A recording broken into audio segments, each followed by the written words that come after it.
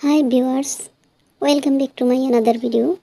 আজকের পর্বে ভিউয়ার্সদের জন্য রেখেছি আমি ফেলে দেওয়া পদ্ম ফুল দিয়ে দুই রকমের ভরা রেসিপি, পাকোড়া রেসিপি। আমি এখানে বাজার থেকে 2 আটি পদ্ম ফুল কিনে নিয়ে আসলাম। আমার ফুলগুলা এখানে কালারিং, চাইলে আপনারা সাদা ফুল দিয়েও করতে পারেন। এবার বটা থেকে আমি ফুলগুলো আলাদা করে নিচ্ছি এক এক করে। এখানে 2 রকমের পাকোড়া বা বড়া তৈরি করে দেখাবো। এই ফুলগুলা দিয়ে আমি অর্ধেক দিয়ে একরকম তৈরি করব আর বাকিগুলা দিয়ে অন্যরকম। তো পুরো রেসিপিটা দেখার জন্য আমার সাথেই থাকুন, দেখতে থাকুন।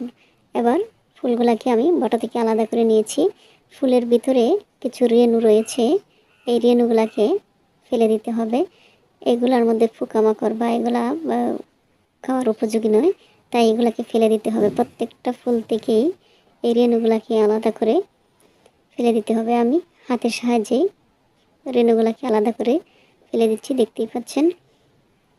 ছোট সময় আমরা এই ফুল দিয়ে কত রকমের খেলাধুলাই করেছি, তো আমরা জানতাম না কখনোই যে ফুল দিয়ে এত সুন্দর মুখরোচক খাদ্য তৈরি করা যায়। তো যখন জানলাম তখন আর এই ফুলগুলা কখনোই ফেলে দেই না। এগুলা দিয়ে অত্যন্ত লোভনীয়, সুস্বাদু, মজাদার পাকোড়া বা বড়া যেটাই বলেন না কেন ঝটপট তৈরি করে নেওয়া যায়। সবগুলা ফুলের রেণুগুলো আমি আলাদা করে ফেলে দিয়েছি। এবার বাহিরের যে সবুজ সবুজ পাপড়িগুলো রয়েছে সেগুলোকেও ফেলে দিলাম।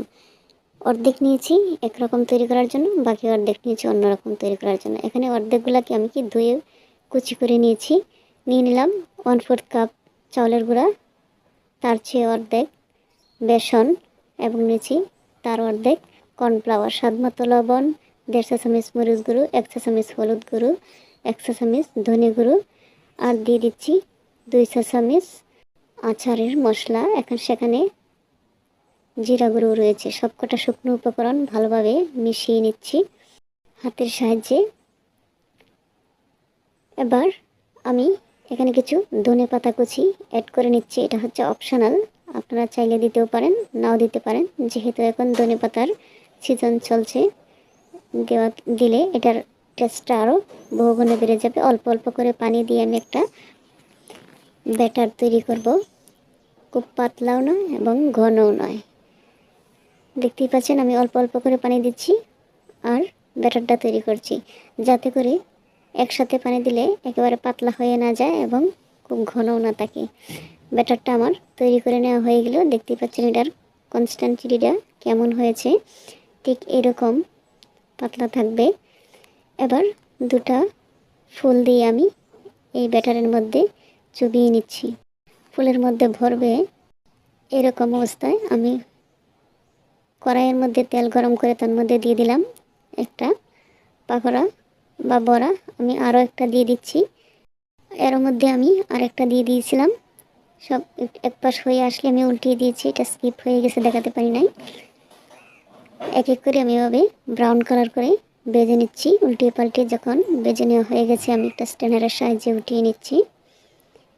তেলটাকে ঝরিয়ে নিয়ে চুলা থেকে উঠিয়ে নিলাম। এভাবেই আমি কয়েক ধাপ ভেজে নিয়েছি। এবার তেলটা যখন কমে এসেছে তখন আমি এক পিস দিয়ে দিলাম। এটাকেও নেড়ে চেড়ে উল্টিয়ে পাল্টিয়ে ব্রাউন কালার করে ভেজে নেব মুসমুসে করে। যখন হয়ে গেছে তখন সেটাকে আমি উঠিয়ে নিচ্ছি। আমি আরও একটা দিয়ে দিচ্ছি। তো 2-3টা একসাথে ভাজার চেয়ে এখানে একটা করে ভেজে নিলেই খুবই ভালো এবং সুন্দর হয়, এটাই আমার অভিজ্ঞতা। এটাও যখন হয়ে গেছে তখন আমি এটাকে কুরচুনের সাহায্যে উঠিয়ে নিলাম। ফাইনালি সবকটাই পাকোড়া হয়ে গেল। আমি একটু পরিবেশন করে নিলাম। মাশাআল্লাহ, অসাধারণ হয়েছে। এতটা টেস্টফুল, এতটা মুখরোচক, যা আনবিলেবল, বলার ভাষা হারিয়ে ফেলবেন। যাকে দিবেন কেউ বুঝতেই পারবে না যে এটা মূলত শাপলা ফুলের গলা। এতটা স্বাদ এবং টেস্টফুল হয়েছে। আমি একটু খাচ্ছি। সো আলহামদুলিল্লাহ, এভাবে আপনারাও বাসায় ট্রাই করতে পারেন। বাকিগুলোও আমি সেমভাবেই উপকরণ নিচ্ছি। চাউলের গুঁড়ি, বেসন, মরিচের গুঁড়ো, হলুদ গুঁড়ো, আচারের মশলা, ধনেপাতা, স্বাদমতো লবণ সবগুলা এভাবেই হাতের সাহায্যে খুব ভালোভাবে মেখে নেব। দেখতে পাচ্ছেন। এবার আমি কুচি করে রাখা পদ্ম ফুলগুলা দিয়ে দিলাম। পদ্ম ফুলগুলা দিয়ে সবকটা উপকরণ আমি খুব ভালোভাবে হাতের সাহায্যে মেখে নিচ্ছি। এখানে যেহেতু পানি নেই, ফুলের মধ্যে কোনো পানি নেই, তাই ঝরঝরে আঠালো পাচ্ছে না। এমত অবস্থায় আমি অল্প পরিমাণ পানি দিয়ে এটাকে আঠালো বেঁধে নিচ্ছি। দেখতে পাচ্ছেন। এবার সবকটা উপকরণ একটু ভিজে ভিজে হয়ে আঠালো হচ্ছে। আমি এভাবেই কাবাবের মতো করে পাকোড়াগুলো তৈরি করে নিচ্ছি। দেখতে পাচ্ছেন। এবার চুলায় একটা ফ্রাই প্যান বসিয়ে তার মধ্যে সামান্য পরিমাণ তেল দিয়ে দিলাম। সবকটা পাকোড়া আমার তৈরি করে নেওয়া হয়ে গেল। এবার ফ্রাই প্যানটা যখন গরম হয়ে আসছে তখন এক এক করে আমি পাকোড়াগুলো দিয়ে দিচ্ছি। আর দুইটা পাকোড়া বা বড়া যে যেটাই নামই বলেন না কেন, দুর্দান্ত হয়েছে। কোনোটার চেয়ে কোনোটার স্বাদ কম নয়। মাশাআল্লাহ। আপনারা দুইটা যে কোনো একটা পদ্ধতি অবলম্বন করে বাসায় ট্রাই করতে পারেন, হোক সেটা কালারিং অথবা সাদা পদ্মফুল। অত্যন্ত মজাদার হয়ে থাকে এই পদ্মফুলের পাকোড়া বা বড়া রেসিপি। আজকের পর কেউ আর এই পদ্মফুল ফেলে দেবেন না। এই পদ্মফুল ফেলে দেওয়া পদ্মফুল থেকে আমরা মুখরোচক খাবার তৈরি করে নিতে পারি। একটু উল্টিয়ে দিলাম। একটা পাশ যখন হয়ে আসছে, হ্যান্ডেলটা ধরে আমি একটু নেড়ে ছেড়ে দিয়েছি। আরও একদম উল্টিয়ে পাল্টিয়ে আমি ব্রাউন কালার করে ভেজে নিচ্ছি। একটু মুসমুসে করে ভাজতে হবে। এটা গরম ভাত, খিচুড়ি কিংবা পোলাও অথবা খালি খালি সবচেয়ে বেশি জমে যায় টমেটোর সস দিয়ে খালি খালি খাইতে গেলে। তো আপনারা যে কোনোভাবে এটা খাইতে পারেন। তো মুসমুসে থাকা অবস্থায় খাইলেই সবচেয়ে বেশি টেস্ট পাওয়া যায়। ফাইনালি হয়ে গেল এই পাকোড়াগুলোও। আমি একটু দেখিয়ে নিচ্ছি। আর এটা কতটা দুর্দান্ত হয়েছে, মুসমুসে হয়েছে, আমি দুইটা একটু বাড়ি দিয়ে দেখাচ্ছি। একটা ভেঙে নেব এবার।